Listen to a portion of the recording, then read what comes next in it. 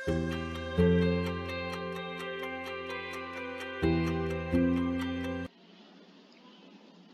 လုံးပဲမင်္ဂလာပါညီမတို့ QHRM မှာကြိုဆိုပါရရှင်ဒီနေ့ညီမပြောပြပေးသွားမယ့် screen လေးကတော့ Payroll Preview Process ဆိုတဲ့ screen လေးဖြစ်ပါတယ်ရှင်ဒီ screen လေးကိုရှာဖွေလိုပါက Payroll Module ကနေတဆင့်ရှာဖွေနိုင်သလိုဒီ Quick Navigation Box လေးမှာလည်းရိုက်ပြီးတော့ရှာဖွေရပါတယ်ရှင် Payroll Preview Process screen လေးဖြစ်ပါတယ်ရှင်အခုဒီ screen လေးနဲ့ပတ်သက်ပြီးပြောပြပေးသွားမယ့်အချက်လေးတွေကတော့ဒီ screen ကိုအသုံးပြုရတဲ့ရည်ရွယ်ချက်နဲ့ဒီ screen နဲ့ပတ်သက်ပြီးသတိထားရမယ့်အချက်များ၃ဒီ screen အသုံးပြုပုံအစစ်အစစ်လိုပဲဖြစ်ပါတယ်ရှင်ပထမဆုံးအနေနဲ့ဒီ screen ကိုအသုံးပြုရတဲ့ရည်ရွယ်ချက်လေးကိုရှင်းပြပေးပါမယ်ဒီ screen ကိုကြတော့ payroll calculation လုပ်နိုင်ဖို့ရန်အတွက်နဲ့ဝန်ထမ်းများ၏အမောက်များကိုမှန်မှန်စစ်ဆေးပြီးတော့စစ်ဆေးပြီး pay slip များပေးပို့နိုင်ဖို့ရန်ဒီ screen ကိုအသုံးပြုရတာဖြစ်ပါတယ်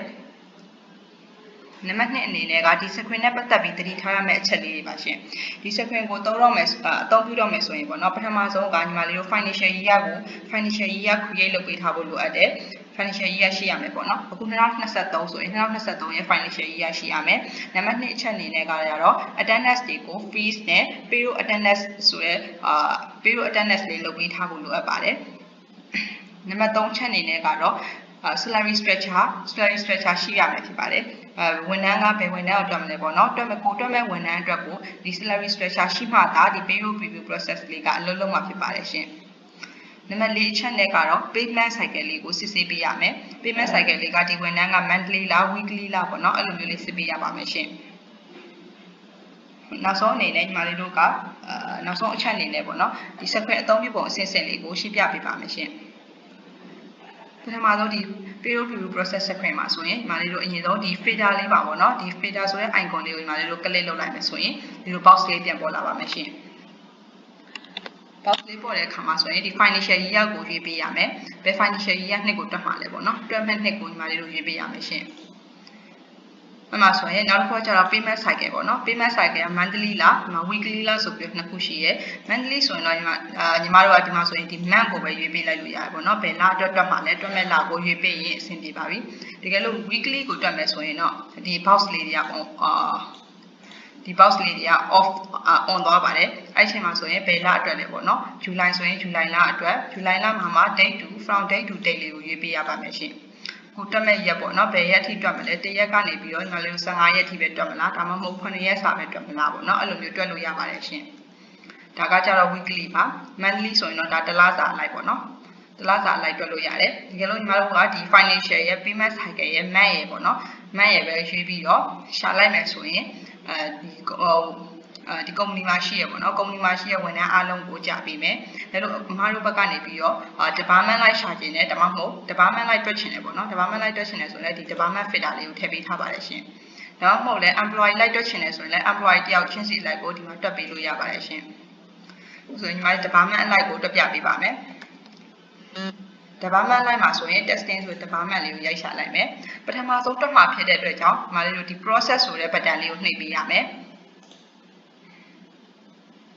ဒီ box လေးပျောက်သွားမှာပေါ့နော် box လေးပျောက်သွားမှာဒီ search button လေးကိုနှိပ်ပေးပါရှင်အဲ့ဆိုရင်ဒီမှာဆိုရင် testing department မှာရှိရဲဝန်ထမ်းလေးတွေကြာလာပြီပေါ့နော်တကယ်လို့ဒီဝန်ထမ်းက2 4 6 9ယောက်ပဲဖြစ်နေလို့ပေါ့နော်တကယ်လို့15ယောက်ထက်ကျော်လွန်နေကိုက25ယောက်စာလုံးတွက်ချင်တယ်ဆိုရင်ဒီ25လေးကိုအုံပေးထားလို့ရတယ်ဒါ25ရှင်ရှိတဲ့လောက်ကြာပြီမယ်ပေါ့နော်အဲ့လိုမျိုးလေးတွေရှာပေးလို့ရပါတယ်တကယ်လို့အနောက်ကိုရှိသေးလို့ဆက်သွားခြင်းနဲ့ဆိုရင်ဒီ next လေးနဲ့သွားလို့ရပါတယ်ရှင်နောက်ဆိုရင်အခုဆိုရင်ရှာလိုက်တဲ့အတွက်ကြောင့်တဘာမှမရှိရဲ့ဒီလူလေးတွေကြာလာတယ်ပေါ့နော်ကြာလာတဲ့အခါမှာဒီအပေါ်မှာပြထားတာလေးဒီအခုပြထားတာလေးတွေက overview quick view အနေနဲ့ကြည့်လို့ရတယ်ဒီမှာဆိုရင်ဒီမှာ DS ဆိုရင်ဒါ day set ပေါ့နော်အနောက်ကကျတော့ total day ဒီ30မှာသူ day set လောက်သွားတာ16ရက်ဒီမှာဆိုရင်21ရက်30ရက်ပေါ့နော်30ရက်ရှိရဲ့အခါမှာ21ရက်လောက်သွားတယ်အဲ့လိုမျိုးလေးတွေပြန်ပြီးစစ်လို့ရတယ်နောက်ကကျတော့ဒီမှာဆိုရင်ဒါ OT amount ရှိမရှိပေါ့နော် OT amount ရှိမရှိကိုကြည့်လို့ရတယ်နောက်ဒါကတော့ LWMP ဆိုတာကျတော့ leave without pay ပေါ့နော်သူကခွင့်ယူထားတယ်ပေါ့နော်ခွင့်တာ unpaid leave တို့အဲ့လိုမျိုး absent ဖြစ်တဲ့ amount လေးပေါ့နော်အဲ့လို amount တွေကိုလည်းရက်တွေနဲ့ amount တွေနဲ့တွဲပြီးပြပေးပါတယ်ရှင်မှာဆိုရင် late penalty ရှိရတယ်ဆိုရင်လည်းသူ late တွေနောက်ကျထားရဆိုရင်လည်း late penalty amount လေးတွေပြပေးမယ်ဒါဆိုရင်ဒါ SSB တို့နောက်ကကျတော့ဒါတက်ဆောင်ရရှိမယ်။နောက်ဒီမှာ net pay ပေါ့နော်။ဒါနောက်ဆုံးသူ net salary ပေါ့နော်။ net salary ဒီလောက်ရတဲ့အကြောင်းကိုငါတို့ဒီ overview အနေနဲ့စစ်လို့ရပါတယ်ရှင်။ လို့ဒီလိုပဲစစ်လိုက်လို့ဒါမှန်သွားတယ်ပေါ့နော်နံပေးအမောက်မှန်သွားတယ်ဆိုရင်မလို့အကုန်လုံးစာအတွက်ပေါ့နော်ဒီမှာဆိုရင်9ယောက်စာရှိရဲဆိုရင်9ယောက်စာလုံးအတွက်ကိုဒီမှာဒီအပေါ်ကနေပြီးတော့ freeze နှိပ်ပြီးလို့ရတယ်ပြီးတော့ pay ဆိုတဲ့ဟာလေးနှိပ်ပြီးလို့ရပါတယ်ရှင် freeze နှိပ်လိုက်တယ်ဆိုတာကဒီအမောက်တွေကမှန်သွားပြီဒီဝန်ထမ်းတွေအတွက်ကအမောက်တွေကုန်မှန်ကန်သွားပြီသူတို့ကို pay slip ပို့တော့မယ်ဆိုတဲ့အချိန်ခါမှာဒီ freeze ကိုနှိပ်ပေးရမယ် freeze ကိုရင်နှိပ်ပြီးမှဒီ pay လေးနှိပ်လိုက်ပြီဆိုရင်သူတို့ဝန်ထမ်းတွေပါပေါ့နော်ဝန်ထမ်းတယောက်ချင်းစီလိုက်ကိုသူတို့ရဲ့သက်ဆိုင်ရာ pay slip လေးတွေရောက်ရှိသွားမှာဖြစ်ပါတယ်ရှင်ကဲလို့ပေါ့နော်ဒီမှာဆိုရင်ဒီဝန်ထမ်းဆိုတဲ့အတွက်ကိုပေါ့နော်ဒီအကိုတို့အမောင်းကနေပြီးတော့ဟိုdeduction တွေရှိသေးတယ် deduction တွေထပ်ဖို့လိုသေးတယ်ဒါမှမဟုတ် allowance တွေထပ်ပေးဖို့လိုသေးတယ်ဆိုရင်ဒီ action button လေးကနေပြီးတော့ကြည့်လို့ရပါတယ်အရှင်ပဒံလေးကိုနှိပ်လိုက်ပြီဆိုရင်ဒါသူနဲ့ပတ်သက်တဲ့ detail လေးပေါ့နော် detail amount လေးတွေကြားလာမယ်ရှင် detail amount လေးတွေဒီမှာဆိုရင်သူ leave without pay ကဘယ်နှစ်ရက်ရှိလဲပြပေးတယ် OT hour ရှိရင်ရှိဘယ်လောက်ပြပေးရရှင်မှာဆိုရင်လည်းသူ basic salary ကဘယ်လောက်ရထားလဲဒါကြတော့ SSP 3% ဒီမှာဆိုရင် SSP 2% ပေါ့နော်ဒီဟာလေးတွေကကြတော့ system ကနေ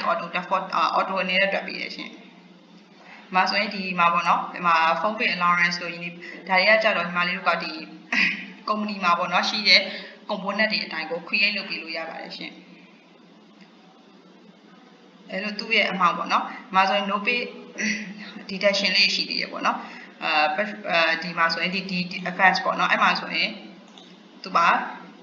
tax calculation မှာပေါ့နော် tax calculation မှာအဲ့လို deduction တွေ amount လေးတွေရှိရဆိုရင်လည်းဒီမှာရိုက်ထည့်ပေးလို့ရပါတယ်ရှင်9000လို့ရိုက်ထည့်လိုက်ပြီဆိုရင်လည်းဒီမှာ auto deduction တွေနှုတ်ပေးရရှင်auto deduction နှုတ်ပြီးတော့ဒီမှာ net salary မှာလာပြီးပြန်ပြီးတော့ net salary ထွက်ပေးပါတယ်ရှင်ဒီလိုမျိုးအသေးစိတ်ဒီလေးကြည့်ကျင်လဲဆိုရင်ခုနကညီမလေးပြောတယ်ဘေးနာက action button လေးကနေဝင်ကြည့်ပြီးတော့ပြင်ပေးလို့ရတယ်ဟုတ်ပြီဒီ amount တွေကအကုန်မှန်ကန်သွားပြီပေါ့နော်မှန်ကန်သွားပြီဆိုရင်ဒီအပေါ်ကနေပြီးတော့ freeze လေးနှိပ်ပေးလို့ရတယ် freeze နှိပ်လိုက်ပြီဆိုရင်ဒီဘေးနာလေးတွေကအစိမ်းရောင်လေးဖြစ်သွားပြီပေါ့နော်အစိမ်းရောင်လေးတွေဖြစ်သွားပြီအဲ့ဒါအောင်မှညီမလေးကဒီ pay ကိုနှိပ်လိုက်ပြီဆိုတာနဲ့ခုနညီမရှင်းပြထားသလိုဝန်ထမ်းတွေစီကိုသက်ဆိုင်ရာသူတို့ pay slip လေးတွေရောက်သွားမယ်ရှင်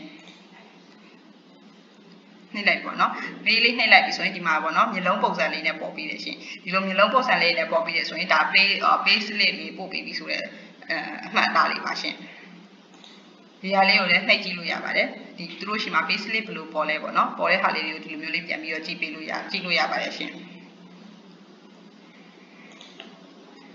Okay အကယ်၍ပေါ့နော်အကယ်၍အကိုတို့ကနေပြီးတော့ဒီသဲဆိုတဲ့ amount သဲဆိုတဲ့ဟိုဝန်ထမ်းအတွက်ပေါ့နော်ဟိုဖြတ်ဖို့ deduction ဖြတ်ဖို့ကြံခဲ့တယ်ဒါပေမဲ့ pay slip ကပို့ပြီးအဲ့လိုမျိုးချိန်နေမှာဆိုရင်ညီမလေးတို့က unfreeze ပေါ့နော်ဒီဝန်ထမ်းတယောက်စာအတွက်ကိုကြတော့ဒီအပေါ်ကနေလုံးလို့မရဘူးဒီ action button လေးကိုဝင်မယ် action button လေးမှာညီမလေးတို့ကဒီ unfreeze ကိုလုပ်ပေးရမယ်ရှင်ဒီ freeze ဖြစ်ပြီးသား amount ဆိုရင်ညီမလေးတို့ကပြင်လို့မရဘူးပြင်လို့မရတဲ့အတွက်ကြောင့်ဒီ unfreeze ကိုအရင်လုပ်ပေးရမယ်unfreeze ကိုလုပ်လိုက်ပြီဆိုရင်ဒီမှာหนีသွားပြီပေါ့နော်หนีသွားပြီဆိုမှငါတို့ deduction amount တွေရိုက်ထည့်ပေးလို့ရမှာပါရှင်အဲဆိုရင်ဒီမှာ deduction tax deduction ဘယ်လောက်ရှိလဲရှိရဲ့ amount လေးကိုဒီမှာလေးတို့ရိုက်ထည့်ပေးလို့ရပါတယ်ရှင်မှာဆိုရင်ပေါ့နော်သူ amount လေး deduction total deduction လေးတက်သွားတယ်အဲ့ဒါမှမှန်ကန်သွားပြီဆိုရင်ဒီကနေပြီးတော့ freeze တစ်ခါထပ်နှိပ်ပေးလို့ရပါတယ်ရှင်အဲဆိုရင်သူ့တက်ကို pay လေးနှိပ်မယ်ပေါ့နော်သူ့တက် pay လေးနှိပ်မယ်ဆိုရင်ဒီအပေါ်ကနေပဲpay လေးနှိပ်ပေးလို့ရပါတယ်ရှင်